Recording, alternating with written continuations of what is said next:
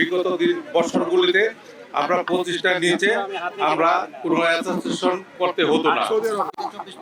একদিকে 24 পর্যন্ত সৌদি আরবে কোনো অ্যাসোসিয়েশন করতে হতো না, কারণ আমাদের যে 3000-এর উপরে লাইসেন্স আছে তার মধ্যে প্রায় 2200, 2400 লাইসেন্সই আছে যারা নাকি একে থেকে 24-এর নিচে ব্যবসা করে।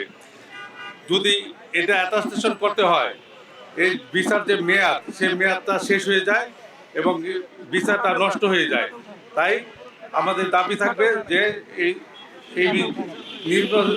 যারা নাকি আমরা নিচের দিকে আছি, আমরা যারা নাকি অল্প ব্যবসা করি, আমাদের ব্যবসাটা বন্ধ হয়ে যাবে। তার মানে ম্যানপাওয়ার খাতের উপরে একটা ধাক্কা লাগবে। ম্যানপাওয়ার জগৎকে টিকে রাখতে হলে এই অ্যাটাস্টেশন বন্ধ করতে হবে। আর যদি বন্ধ না করা হয়, পরবর্তীতে আমরা বৃহৎ আকারে আন্দোলনে যাব। 1 নম্বর। 2 নম্বর হচ্ছে মালয়েশিয়ার যে সিন্ডিকেট বিগত বছরগুলিতে আমাদের রক্ত চুষে খেয়েছে, এখনো আবার খাওয়ার পায়তারা করছে। আমরা যে কোনো মূল্যে সেটাকে প্রতিহত করব। 3 নম্বর, আমাদের যে টিকিট লাগামহীন আকাশচুম্বী হয়ে গেছে। একটা সৌদি আরবে একটা লোক পাঠাতে 1 লক্ষ টাকা দিয়ে টিকিট কাটতে হয়, যেখানে টিকিটের দাম 30-35 হাজার টাকা ছিল। সেখান থেকে এই সিন্ডিকেটের হাত থেকে আমাদেরকে ম্যানপাওয়ার জগৎকে বের করে আনতে হবে, আমাদেরকে রক্ষা করতে হবে। এই ম্যানপাওয়ারকে রক্ষা করতে হলে সাংবাদিক ভাইরা আপনারা আছেন, আপনাদেরকে এই জিনিসগুলো ফলো করে প্রচার করতে হবে। এবং ম্যানপাওয়ার সেক্টর হলো বাংলাদেশের অন্যতম রেমিটেন্স তালিকা শক্তি, আর্নিং শক্তি। ম্যানপাওয়ার যদি বন্ধ হয়ে যায়, তাহলে বাংলাদেশে বৈদেশিক মুদ্রা আসা বন্ধ হয়ে যাবে। সুতরাং ম্যানপাওয়ারকে বাঁচায় রাখতে হলে এই সমস্ত দুষ্কৃতিকারী অপশক্তির হাত থেকে ম্যানপাওয়ার জগৎকে বাঁচাতে হবে। কোনো রকম সিন্ডিকেট, টিকিট হোক, মালয়েশিয়া হোক, অন্য কোনো দেশে হোক, কোনো রকম সিন্ডিকেট বাইরা সদস্যরা সহ্য করবে না এবং করতে দেওয়া হবেও না। যদি কেউ করতে চায় সেটা প্রতিহত করতে হবে। যদি সরকারও এর সাথে একমত পোষণ করতে চায়, তাহলে সরকারের বিরুদ্ধেও আমরা অবস্থান নিব এবং যে কোনো মূল্যে আমরা সিন্ডিকেট থেকে বেরিয়ে আসবো। কোনো রকম সিন্ডিকেট করব না, করতে দেওয়া হবে না। যাই হোক, এইগুলো আমাদের মূল বিষয়বস্তুগুলো। আপনারা এর উপরে আমাদেরকে হাইলাইট করবেন এবং বাইরেকে বাঁচান, দেশকে বাঁচান, ম্যানপাওয়ার জগৎকে বাঁচান, রেমিটেন্স আমদানি করার জন্য সুযোগ সুবিধা করে দেন।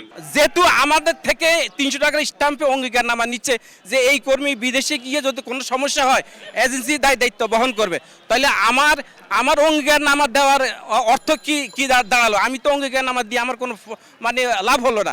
আমার থেকে অঙ্গীকারনামা নিবে, এমবাসি সত্যায়ন থাকতে হবে, লোক দেশে ফেরত আসলে আমাকে ক্ষতিপূরণ দিতে হবে। মানে এই রকম গেড়া করলে আমাদেরকে ফালাইলে আমরা তো কর্মী বিদেশে পাঠাতে পারবো না, আমরা তো দেশের কাজ করতে পারবো না। আমার যেমন উপকার হয়, আমি দেশ নিয়ে ভাবি, দেশের জন্য ভাবি। এই কারণে আমি চাচ্ছি যে যদি বেশি সংখ্যক কর্মী বিদেশে যায়, আমার দেশ ডেভেলপ হবে। আমাদের মাননীয় প্রধান উপদেষ্টা এখন শ্রমিকদের জন্য অনেক অনেক অনেক প্যাকেজ ঘোষণা করছে, এয়ারপোর্টে অনেক তাদেরকে সুযোগ সুবিধা দিছে। সেক্ষেত্রে আমি ভাবতেছি, আমি মনে করি যে যত কর্মী বিদেশ যাবে তত দেশ উন্নত হবে। আর লাস্টে যে জিনিসটা হইলে একটা টিকিট ধরেন, আগে ইতিপূর্বে আমরা 35 থেকে 40 হাজার টাকা দিয়ে আমরা ঢাকা জেদ্দা একটা টিকিট কাটছি। এখন একটা টিকিটের দাম 90 থেকে 1,10,000, 1,20,000।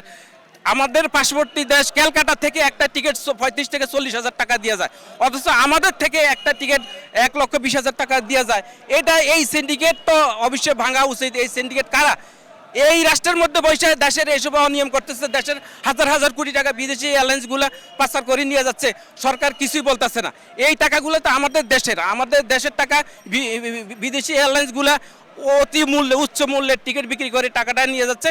আমি সরকারের কাছে আবেদন জানাচ্ছি এবং মাননীয় প্রধান উপদেষ্টা সহ আমাদের প্রবাসী কল্যাণ মন্ত্রণালয়ের উপদেষ্টা এবং সচিব মহোদয়ের কাছে আবেদন জানাচ্ছি যে আমরা আগের নিয়মে 1 থেকে 24 জন ইন্ডিভিজুয়াল আমরা কর্মী বিদেশ পাঠাবো এবং আমাদের টিকিটের মূল্য যেন আমাদের আগের মতো নিয়ে আসে, আমরা যেন বিদেশে কর্মী পাঠাতে পারি।